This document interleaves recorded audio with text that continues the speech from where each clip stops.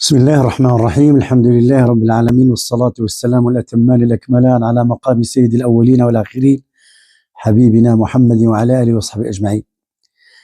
لا زلت أتردد في التعليق على حدث صارت بذكره الركبان وانتشر في وسائل التواصل الاجتماعي بشكل كبير، بل لم يعد مقصورا على انتشاره عبر الوسائط الاجتماعية.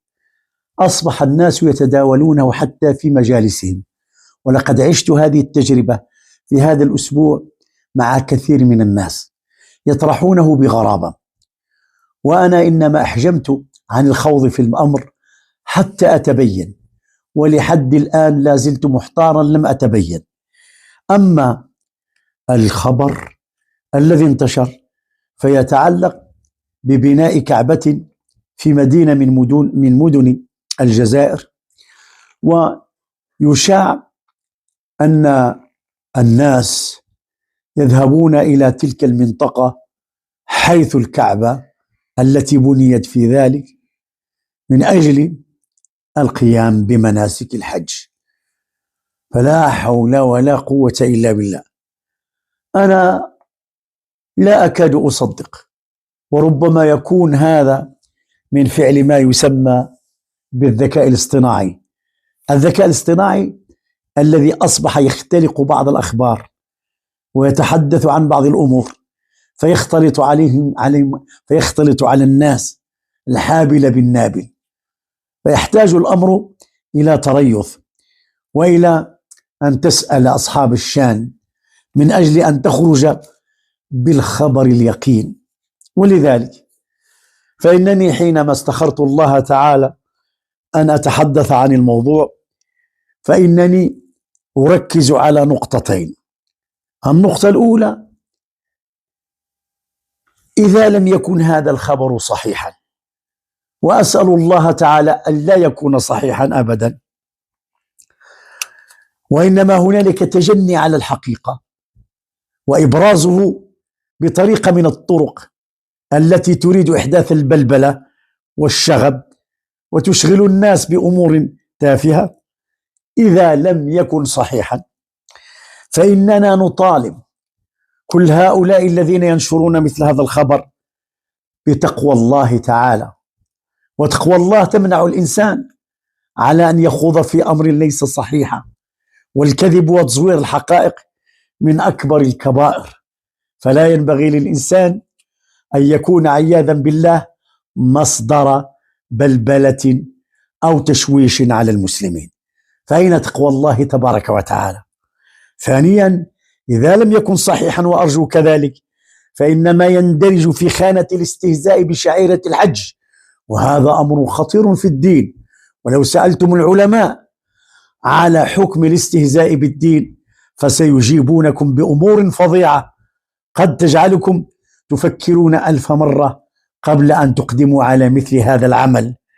ثالثا: إن هذا يندرج أيضا في خانة عدم تعظيم شعائر الله، والله تعالى يقول في سورة الحج: ومن يعظم شعائر الله فهو خير له عند ربه، ويقول: ومن يعظم شعائر الله فإنها من تقوى القلوب.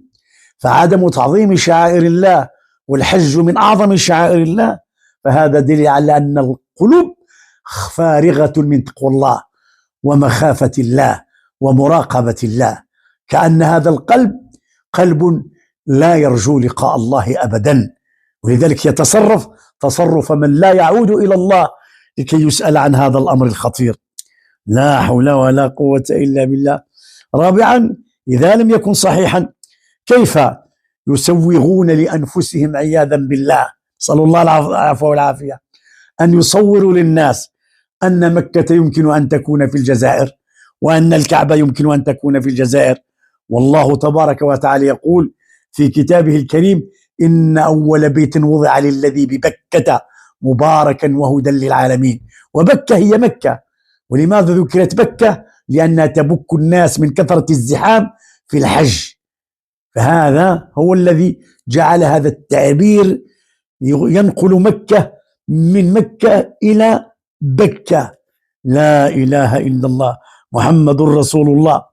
فمن يفعل ذلك فهو إنما يريد أن يتشبع عياذا بالله بذلك الذي يسمى إبرهة، الذي حاول أن يهدم الكعبة ويبني هنالك قليسا في اليمن من ذهب حتى يصرف الناس من حج مكة لكي تحج إلى اليمن، لكي تنتصر، لكي يعني التجارة في اليمن تزدهر. شوف الناس كيف يفكروا، ولكن الله تعالى خيب مسعاه. وأنتم تعرفون حادثة الفيل، ونولي وإحنا لهذه الجاهلية، ولذلك هذا الأمر خطير جدا.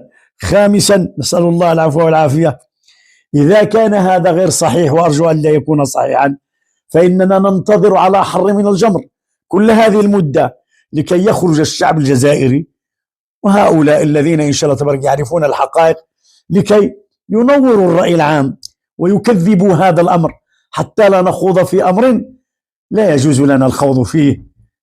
إذن فنحن بإذن الله نلتمس من الشعب الجزائري، خاصة الذين يسكنون في هذه المنطقة الذين يزعمون أنها فيها بنيت الكعبة، أن يخرجوا بتنوير للرأي العام حتى بإذن الله تبارك وتعالى يظهر الحق ويزهق الباطل ونرتاح نحن أيضا. لا إله إلا الله محمد رسول الله.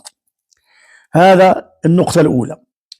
النقطة الثانية، والتي لا أرجو أيضا أن تكون بإذن الله تبارك وتعالى صحيحة، إذا كان هذا الأمر فعلا صحيحا، وقد بنيت ما يشبه الكعبة في هذه المدينة، وأن الناس بدأوا عياذا بالله يفدون إلى المكان بزعم أنهم إنما يفدون للمكان من أجل تأدية المناسك، فالأمر أدهى وأمر وأشد وأقسى وأخطر من كل الجوانب. لا إله إلا الله.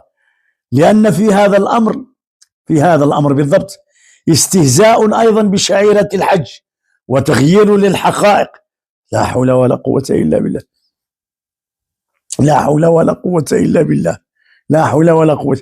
نرجو أن لا يكون ذلك أبدا أبدا أبدا، ولا يصدر والعياذ بالله إلا من قلب أيضا لا يعظم حرمات الله ولا يعظم شعائر الله. فالأمر جد وخطير. وفي هذا الصدد فإنني أوجه في حالة ما إذا كان هذا صحيحا، وأرجو أن لا يكون صحيحا، أن ينبري لهذه المسألة العلماء كي يستنكروا هذا الأمر استنكارا شديدا. هذا والله إن كان صحيحا لأمر جلل، لأمر خطير. إنه يذكرنا بالجاهلية، يذكرنا بأولئك الذين عياذا بالله أرادوا صرف وجوه الناس عن الكعبة ببناء القليس في اليمن كما ذكرت آنفا. ولذلك فالجزائر مليئة بالعلماء، فنرجو بإذن الله تبارك وتعالى إن كان ذلك صحيحا، وأرجو أن لا يكون، أن يتقدموا الصفوف لكي يستنكروا هذا الأمر استنكارا شديدا. فالأمر جد وليس بالهزل. في انتظار إن شاء الله تبين الحقيقة. نسأل الله تعالى سبحانه أن يجنبني الفتن ما ظهر منها وبطن، وأن يبطل هذه الدعاوى، وأن لا يكون شيء منه صحيحا، إنما هي أمور فقط يستعملها هؤلاء للترويج للأكاذيب. فنسأل الله سبحانه وتعالى العفو والعافية، خاصة ونحن في شهر ترفع فيه الأعمال إلى الله، شهر شعبان. صلى الله وسلم على حبيبنا محمد، والحمد لله رب العالمين.